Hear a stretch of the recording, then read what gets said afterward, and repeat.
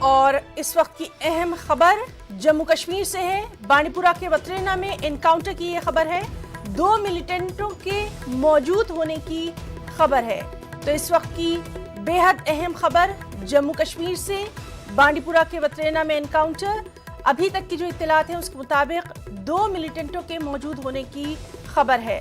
لگاتار اس اہم خبر سے متعلق تمام تر تفصیلات پر ہماری نظر بنی ہوئی ہے۔ فی الحال جو اطلاعات ہیں اس کے مطابق بانڈی پورہ کے وترینا میں انکاؤنٹر، 2 ملیٹنٹوں کے موجود ہونے کی یہ اہم خبر۔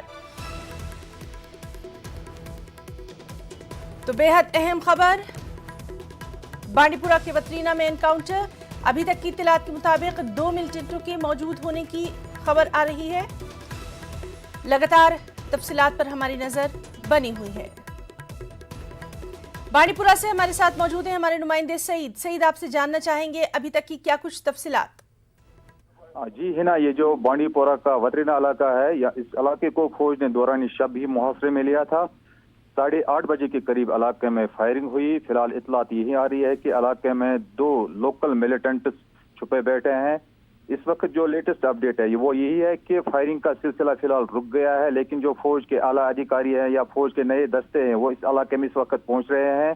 محاصرہ ابھی بھی جاری ہے اور اس علاقے تک جس مکان میں کہا جا رہا ہے کہ ملیٹنٹوں نے ایک رہائشی مکان میں پناہ لی ہے، وہ ابھی اسی مکان کے اندر چھپے بیٹھے ہیں۔ فی الحال محاصرہ بھی جاری ہے، لیکن فی الحال فائرنگ نہیں ہو رہی ہے علاقے میں۔ جی ہے نا سعید، فائرنگ نہیں ہو رہی ہے، علاقے کا محاصرہ جو ہے وہ سیکیورٹی فورسز نے کر لیا ہے۔ آپ سے اس علاقے کے بارے میں بھی تفصیلات ہم جاننا چاہیں گے۔ دیکھیے ہے نا، یہ جو بانڈی پورہ کا وترینا علاقہ ہے، یہ بانڈی پورہ ڈسٹرکٹ ہیڈ کوارٹر صرف 3 کلومیٹر کی دوری پہ ہے، اور رہائشی علاقے میں یہ انکاؤنٹر اس وقت جاری ہے۔